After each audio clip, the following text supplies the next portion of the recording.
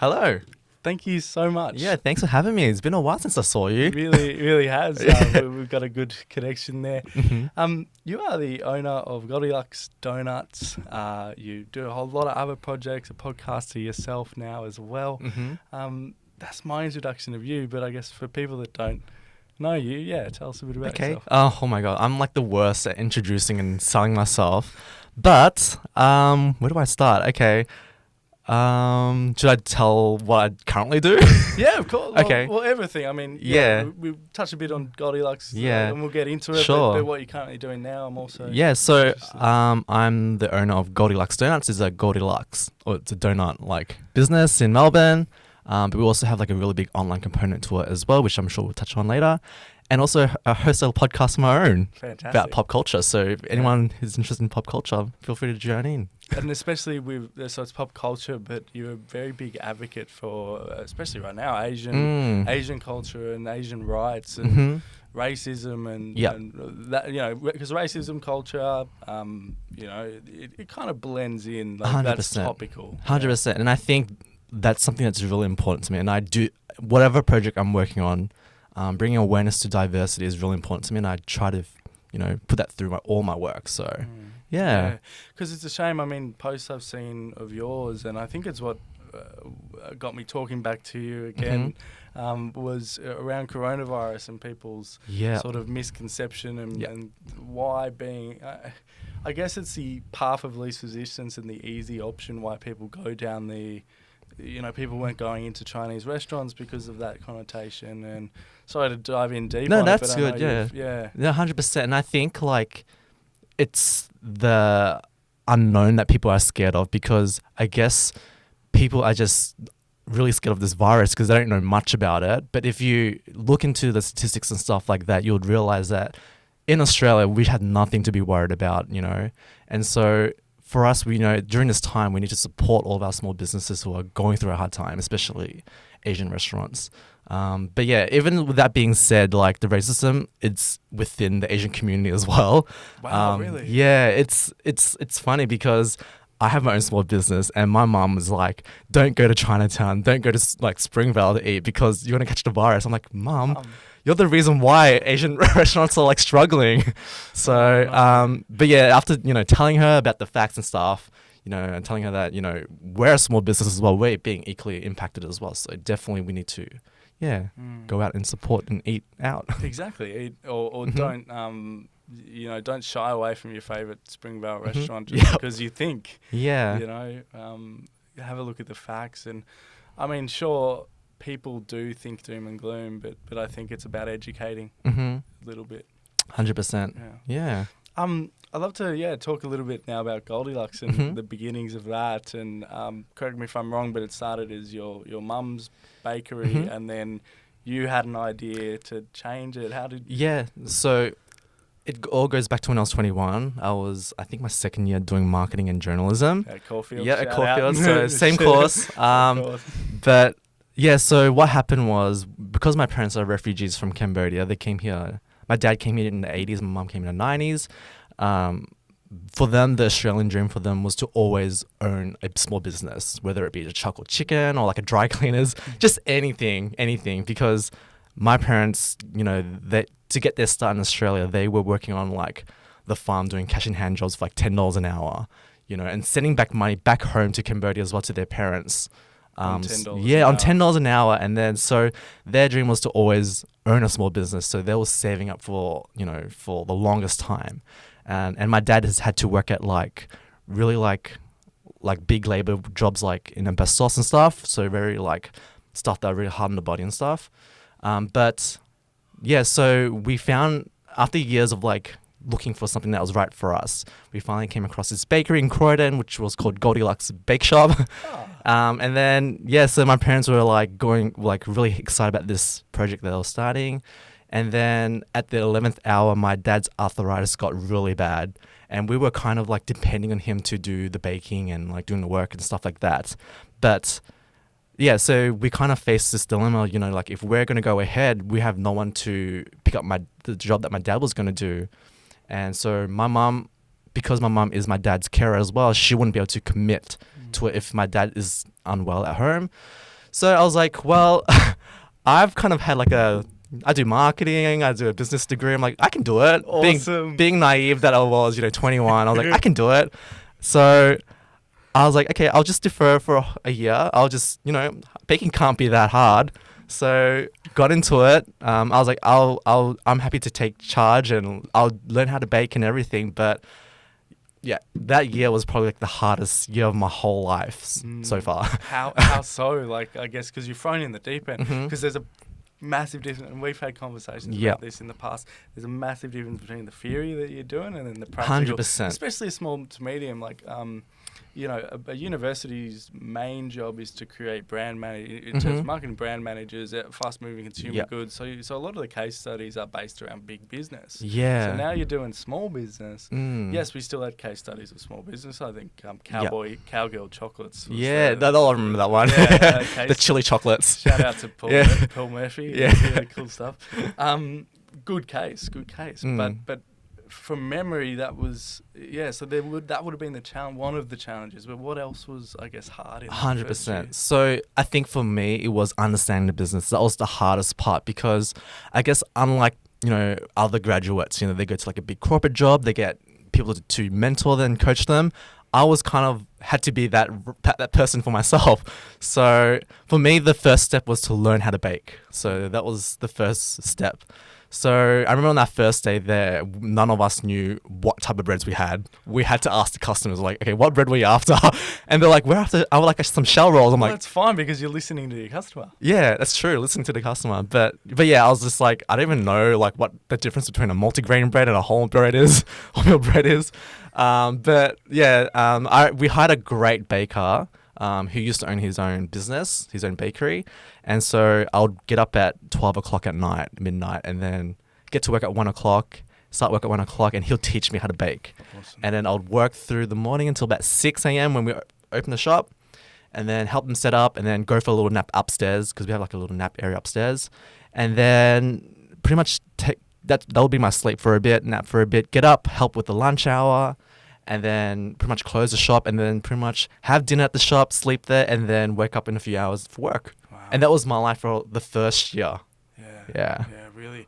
Did you have to, because there would have been mornings where you just didn't want to do that. You didn't want to get up. Yeah. I was talking to a Paralympian on the weekend, Hannah, and I was asked, how do you go doing 90 kilometres every single day of your training?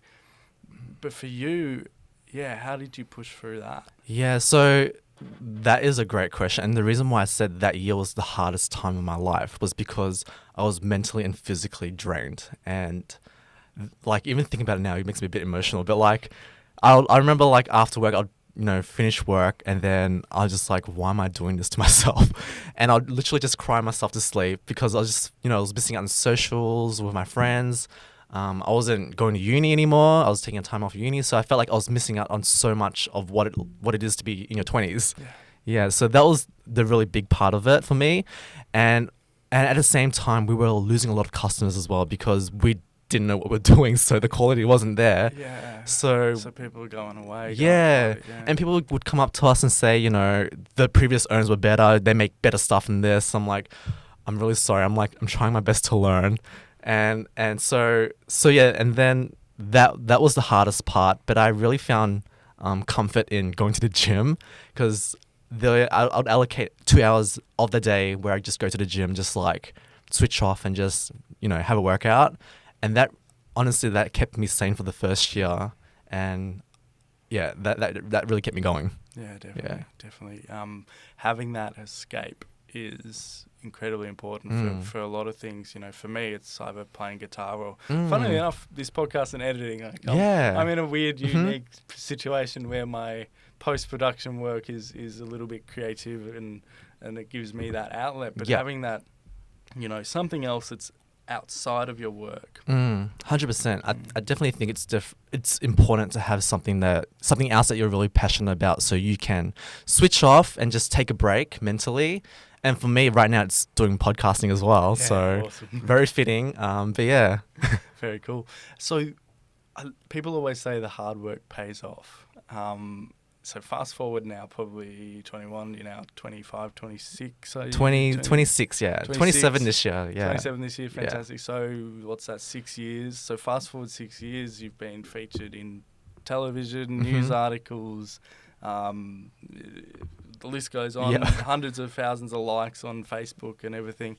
So, and I think what you did here, this is my marketing brain, you changed from trying to be better, like you were, I'm going to improve, and then you flipped it and went, I'm going to be different. So you did something different now. You're 100% onto that. Yeah. So the first year when I was, how I mentioned earlier, we were losing customers because we were being compared to the previous owners. I was like, you know what? I'm probably never going to be as good as the previous owners. So I'm like, you know what? I'm just going to do what I enjoy and focus on what I think I can do really well. And for me, that was making donuts. Because at that time, donuts were becoming a big thing in Melbourne. We kind of went through that Nutella donut phase. Yeah. But I remember the first batch of donuts I made. I made like a salted caramel donut. And I was really proud of it. I'm like, I made the filling by myself. I made the donuts by myself. And then I gave it to some friends. And then after what happened, when I got home and had my batch, my own batch that I made, I had a taste of it. I realized I put too much salt into the salted caramel. And I'm like, oh shit, I made like the crappiest donuts. And I just gave them out to all my friends. So I was so embarrassed that I decided to not make donuts anymore. So then I took about 6 months break from that and then didn't make any donuts. And then 6 months later, I was like, okay, I'm going to give it another crack.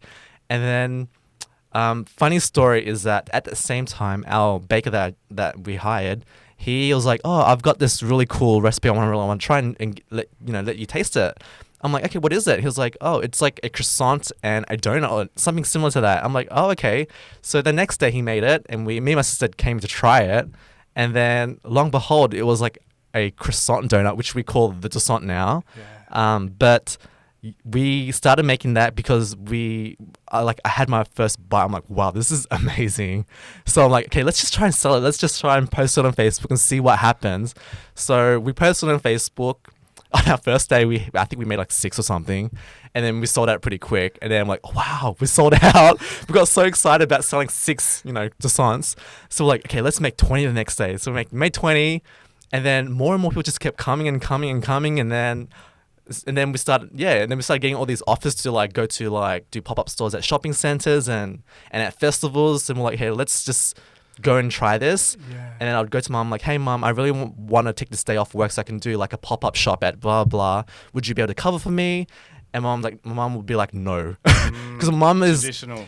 Yeah, because she's not a risk taker. So she's like, you're gonna pay like $400 in rent, and what if you don't make your money back? I'm like, well, at least we can try.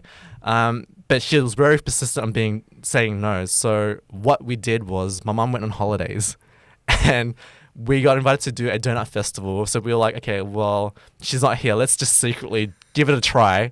We booked it for 2 days, had a 2-day slot. And it was me, my sister, and my dad and our baker. And it was us 4. And then we set ourselves up. And then that first day, I'm not even kidding you, we sold about 1,500 croissant donuts that day. We were only open for like 3 hours, I think, and then the other 5 hours was just gone to waste because we had nothing left. And then we're like, okay, well, maybe we're onto something now. And then from there, that's when we started doing other pop-up shops, and it kind of like taken a life on its own. And we were like, okay, maybe this is the direction that we want to go to. So then it turned into almost a donateria rather than a bakery. Yeah. You said, 1,500 donuts in the day? On the first day, yeah. First day, yeah. And then one of the cool newspaper clippings that I saw on the window of the bakery when I was there was there was a line. You got to a point where the line of people out the shop. Well, tell me about that day and what that experience was like. Because I know people that work in hospitality that get freaked out if the restaurant's filled, but now you've got a line of people at this tiny corner shop. I know. And then like the thing that is that bakery is just like a traditional Vietnamese bakery. Like we sell like pies, sandwiches, and you still do, and bread. Does it still do that? We still do that, and that's because that's for that store. That's the DNA of that store. So we don't want to touch that too much. It's kind of the beginning. Yeah. So, but that day that you're talking about, so that day was International Donut Day, and we normally close at like 4 or 5 o'clock, like our normal time, training hours. But that day we were like, okay, what if for this day we just try and open till like 9 o'clock and see what happens, and then. before 5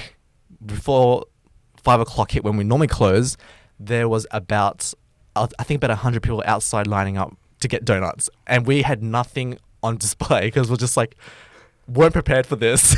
And I think that day we had about 100 orders as well for donut, like in free orders as well. So that was a crazy day for us. How do you keep up with that demand? We can't. Yeah. We honestly can't. Right. So Yeah. then what do you tell people? Do you give them vouchers of like, hey, sorry, we've run Yeah. out, but here's like, you know, you're busy in the back writing up vouchers? Yeah. So back in the day, we used to take pre-orders over the phone and on Facebook Messenger. Yeah. And so we're like, okay, we can't keep doing this because, you know, we can't keep track on all the orders because like we're writing them on like brown paper bags and they'll just be hanging on the fridge. And we're like, okay, what day is this for? We're like, there's too many, and like it takes up the whole, you know, fridge. So we're like, okay, we need to create a website where people can pay and pre-order, and then we don't have to chase up money when they come in and stuff like that to make it more efficient. So like, okay, let's set up a website. So we did a simple WordPress website, and then people would just go on there and pre-order, and then yeah, that was the beginning of that online store. And then we kind of went from there to creating like a full-fledged gift shop on there, which is what we're doing today. Yeah. And I'd love to move in there because your social media game is on point. I mean, you take that blend of marketing, journalism, youth, you know, of understanding the platform. My worst pet peeve is when a 60-year-old business owner gives their social media job to their 15-year-old kid that has no marketing experience. But you've got the marketing experience to back this up. So that means your tactics and strategies online, when I first saw you, you know, beautiful pictures of the donuts, you would even do like, I think your cover photo at one point was a stretch shot of the donut. So what in it, what are you doing? I mean, obviously don't give away your black book, but what do you think you're doing that's set you guys apart, especially on social media? Because donuts is very shareable. You get a lot of tags, you get a lot of... so what do you think is your mindset when it comes to social media? Yeah, so for me, it's all about how I can get my value for money with whatever strategy I'm going with. So because I'm very fortunate, I studied, you know, something that was very relatable to what I'm doing now. I also, when I was younger, I used to have like a blog that was pretty viral. We had like 4 million readers a month. And so I understand the you know, how I guess like social media works and how the journalism side and PR side works as well. So in the earlier days, I didn't have a budget for social media. So I was like, the only way I can get free coverage is to do something different. So the very first thing we did was we made the world's first gold croissant donut. So that was the big one, the 25 carat. Yeah, 24 carat gold 24 donut. carat, Yeah, so we did that right before Mother's Day. And then that story got picked up by pretty much all the food blogs around the world. We were even on Nova radio station at 6 a.m. in the morning doing an interview. Awesome. But yeah, that really put us on the map after that. And we probably generated like about $50,000 worth of coverage from this one donut. And we ended up selling about 200 of them, and they're like $15 each. Yeah, wow. Yeah, so that was the early days. But then from there, I realized, wow, people really respond really well to something that's really different and something that, you know, that you can share, because, you know, social media is all about sharing. So that's when I decided to, okay, well, if we're going to do this, we have to really, you know, put some effort into taking photos and making things shareable, creating products that are different and unique. So that's how we got into social media, and it's still a very big, you know, part of it now. Yeah, definitely, because you've moved into an online delivery space. One of the funniest pictures of we'll get into the taboo of it. You guys send this donut that is phallically shaped. Yep, penis shaped. I'll say if you don't want to say it. Thank you. I gotta have my highbrow reputation. The guests can do whatever they want. Anyway, this penis-shaped donut, penis-shaped donut that gets delivered to people, and we haven't got a middle finger one too. Middle finger. So, but that relates to shareability. Like, I think you put up a post where it got delivered to someone's office, and they were taking it back, and you're like, how do I even respond? So the story. Bring that up. No, so the story was 2 weeks ago we did had Valentine's Day. Yeah. So someone ordered a penis donut to someone else and got it delivered to their workplace and didn't leave their name. Right. And apparently that person got really taken back and really Of offended. course. Yeah. Because if you're not in on the joke, it's Yeah. not funny anymore. So and they're like, they messaged us, they're like, I'm really upset by this and I don't know who sent it. So my response was, well, I can't really tell you who it is because it's privacy as well. Yeah. But I can, I guess, if you tell me what your name is, I can look up the order and email the person to let them know that their joke did not work and it wasn't funny. Yeah. But yeah, that penis-shaped donut is probably one of our most popular products Of right course. now. Yeah, because it's funny. Yeah. We go back to what your podcast is about too. I think you've got an in-depth understanding of pop culture. Mm-hmm. I don't know if you know, I was talking in another podcast, there's a Muppet on Instagram. He's like an influencer who's a fuckboy. Oh, okay. But he's a Muppet. So Yeah. he got famous by sending explicit DM pics. Yep. I love that. Explicit DM pics to all these influencers. Yep. But they're going, I just got a pic of this Muppet. What's going on? And then people followed him because he's got these, the classic F-boy sort of thing. But that's pop culture. That is, I mean, and you have to understand who your customers are. And for me, I know that my customers are millennials who love doing silly stuff. And so, there are some people who get offended who are our older customers who are, I guess, our normal bakery customers, and I don't try to isolate them on purpose. No. But at the same time, this is our brand identity, and we have to be, I guess, focus on our brand image. Yeah, because you would have had a big conversation with the people around you about launching those type of products. You would have gone, okay, this is funny. This is great. It would relate to all of our audience. I'm seeing a bit of that stuff in the comments already. I really think this is, it's not going to be hard to make that. It's, you would have then had that, okay, well, what effect will this have on brand? Mm-hmm. And then you had the green light. So we actually did some testers. Okay. So I can't remember what post it was, but we did start, I guess, introducing that cheeky tone to the brand. Yeah. So we did it in gradual stages to make sure that people would respond well. Initially when we started, it was okay, and then when we started getting more onto it, we received messages of people saying, this is offensive. I don't want this on my feed. I'm going to unfollow you. And fair enough, but for the two people who are offended, we've made 100 other orders. So, I don't want to isolate anyone else, but at the same time, we have to stay true to our brand identity. Yeah, and what's working. And what's working, exactly. Exactly. It's just, it's funny, but it also makes commercial sense. Yeah, and you can't please everyone, so, yeah, if you try and please everyone, you're not going to be in business very long. So the things that are successful are polarizing. Yeah. I mean, I'm going to snip it up.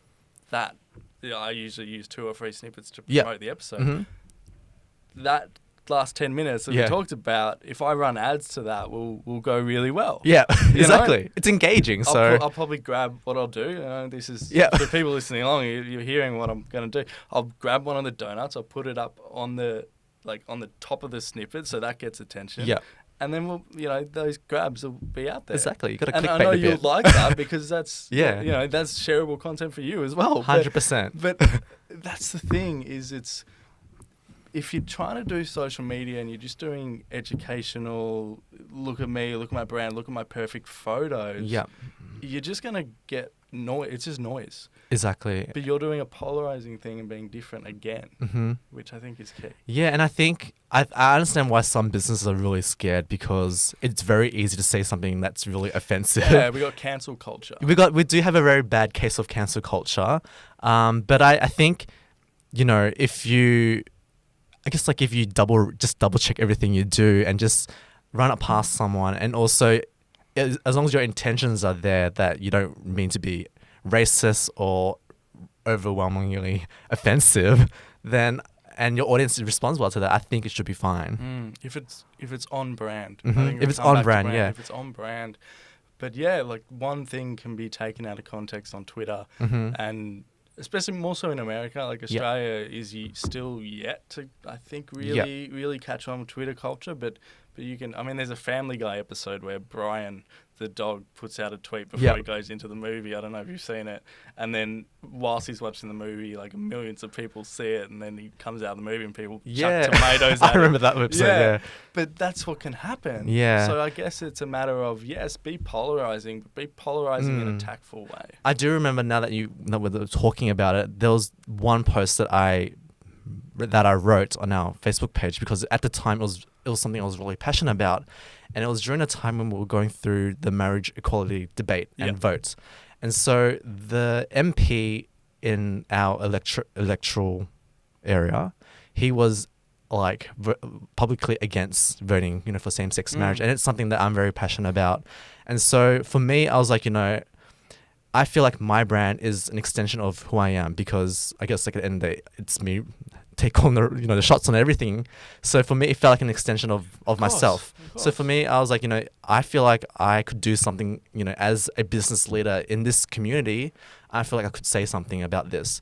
So I remember I wrote a really long post, an open letter to this MP, calling him out, just, giving him reasons why he should support marriage equality.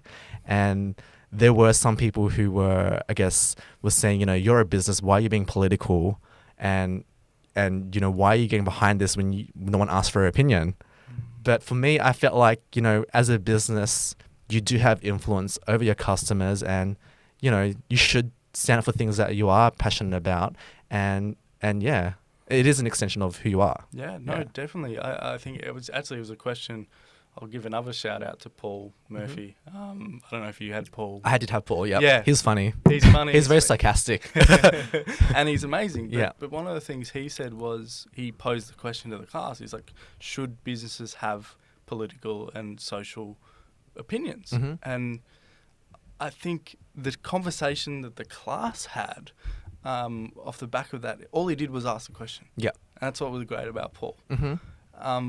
And basically that conversation was, well, yes, but it depends on how they do it. Yeah. Because if they're doing it for the financial gain, like there would have been so many businesses with the recent bushfires saying, oh, we'll donate 20% of stuff to bushfires, but we know that 20% is within our profit margin, so we'll make 10% anyway. Yeah. Like using bushfires, using crises for the wrong reason, using marriage equality for the wrong reasons. Yeah. If they're doing it in a tokenistic way, then no. But if you're doing it like you did, I have a voice, I have influence, I have, I use this podcast to talk about a range of things. Yeah. Same with your pop culture, but I don't know how much you personally know about my mental health journeys, and I use the podcast, talking about it right now. Yeah. I use the podcast openly to talk about depression, mania, bipolar, anxiety, all of that stuff. And I think if you've got a platform, why not use it? Exactly. And, like you said earlier, people can tell when you're not being authentic and when you're not being true to the brand or to yourself. And it, I did see a lot of businesses during that bushfire crisis saying, we're going to donate 10% of our profit or 5% of our of it's our better sales. than nothing. Let's put it out there. It's better than nothing. It is better for nothing, and I'm glad that we can raise money. But at the same time, I guess like for me, it's about the intention. And so, I mean, I don't know. It's great that we raise a heap of money for the bushfire crisis. Oh, definitely. Yeah, we'll have that as the end there. Yeah. Yeah. Cool. So basically, Goldelucks, now you've franchised it? Yeah, so we're in the middle of trying to franchise it. So we have one of our stores at Eastland. So we've got 3 stores, retail stores now. I should put you in contact with Jim Penman, actually. Oh, yeah. Mr. Jim. Yeah. He'd be able to tell you too about franchising. That would be very worthwhile. But yeah, so we are trying to franchise it out, that particular store, but we're trying to find, I guess, like a model that works for us. So that's in early stages. But yeah, that's pretty much how that store's going.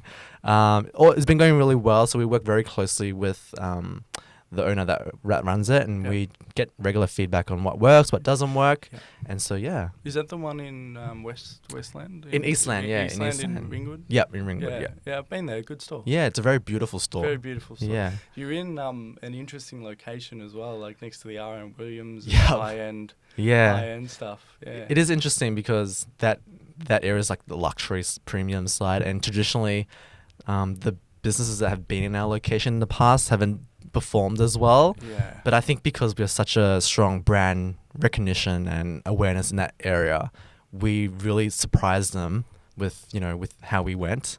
Definitely. So we ended up staying there. Yeah, well done. Yeah, because it was originally a pop-up store, and we only meant to be there for a month. Oh, wow. So we went from going to a month to another month to another month, and then went for a whole year. And then they're like, why don't you guys just stay here then? I'm like, okay then. Yeah.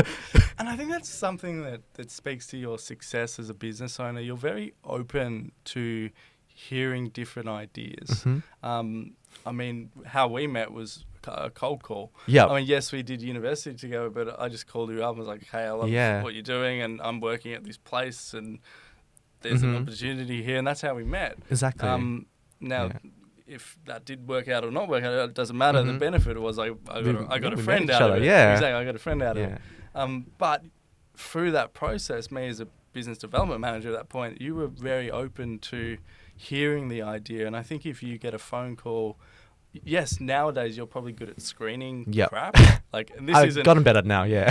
For anyone listening who's thinking of cold calling, don't do it now based on this. But you are open if there's an idea and you're creative enough to see opportunity. I think that's something. Yeah, and it goes back to because I am my own mentor. I have no one else I can ask questions. And for me, I learn a lot from meeting other people and seeing what other opportunities are out there.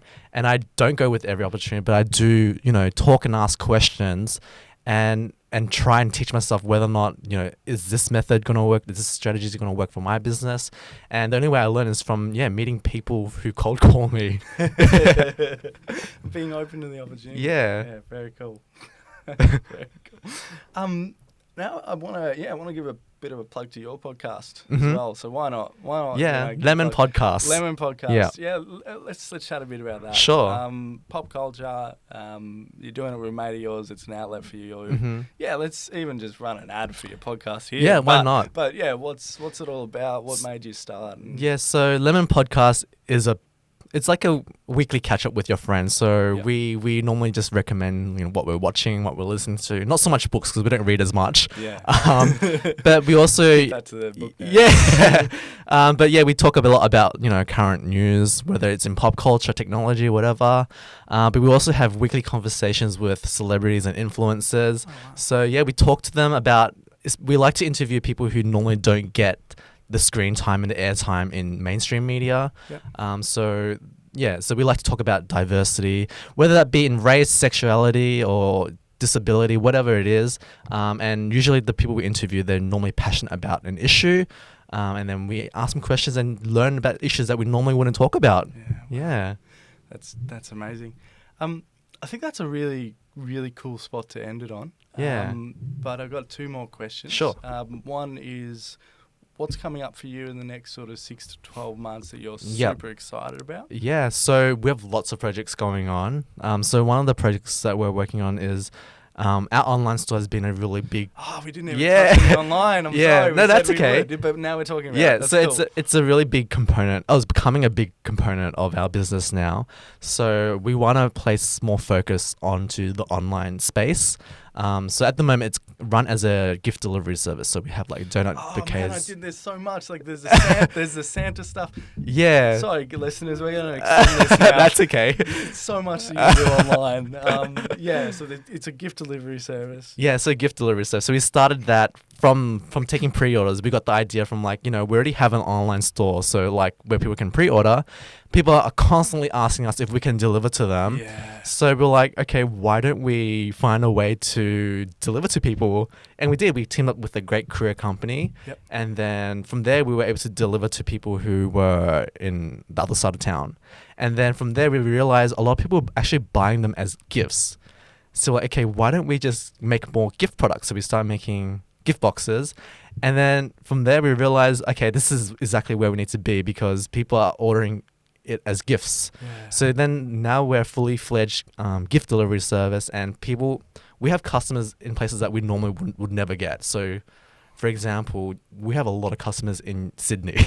We have loads of customers. I was gonna ask, are you Australia-wide yet? Or? Yeah, no, not Australia-wide. We actually only deliver in Melbourne, but because we deliver across Melbourne, a lot of people would have family or a friend or a partner that lives in Melbourne. Yeah. So we have customers from all around the world now.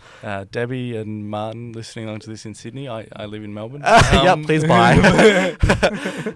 Leo as well. Yeah. Yeah, but it's a great way to send a gift. But yeah, going back onto future projects, for us at the moment, the retail space is not looking very promising, and I find my dealings with landlords and shopping centres to be very stressful, and it's not a space that I really want to pursue because the rent prices are ridiculous, and it goes up by Can you give me a snapshot? Because I know it's ridiculous, but I haven't heard any recent figures. Obviously, don't say company names if you don't want to, but just an industry average. If I was to say be in a food court. Yep. So I can give you.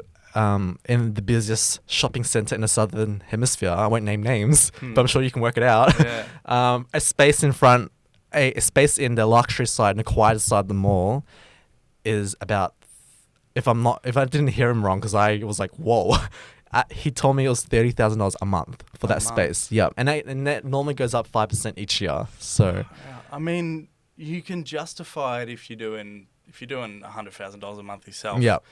Cool. Exactly. It's just a business expense. I'll write it off, whatever. Yeah. But for a business that's starting, and I see so many popping up, $30,000 a month. Wow.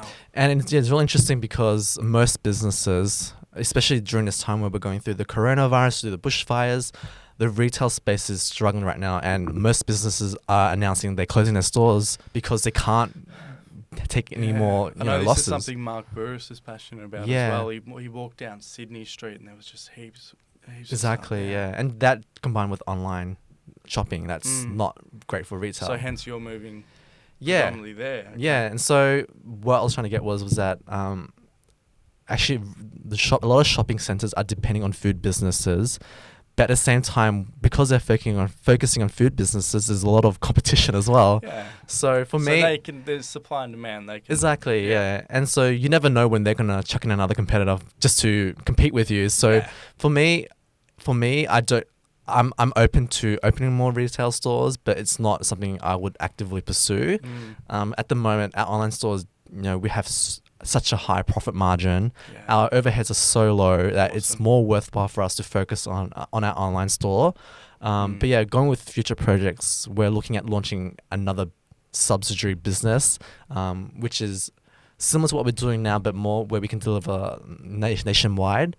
So that's something that we're working on at the moment. Fantastic. Yeah. Fantastic. And usually I ask the question how people can get in touch with you, but I don't think that's as relevant. I want to ask if people are in Melbourne and in the future, how do they're listening along right now, they're driving past a few shops and they're hungry and they want a donut, where can we go buy? Yeah. So we're located at Eastland Shopping Centre, our original store in Croydon South, and then our new store which opened at Patterson Lakes. But otherwise, if you can't get to us, we can get to you. So we can deliver down to you. We deliver to pretty much most of the suburbs in Melbourne. Yeah, and the website there is www.goldelucks.com.au. Fantastic. I'll put that in a link in the show notes as well. But Phillip, I've been Tim, you've been Phillip. Yep. We've been talking. Yes. And thank you for coming on. No worries. Thanks for having me. Cheers.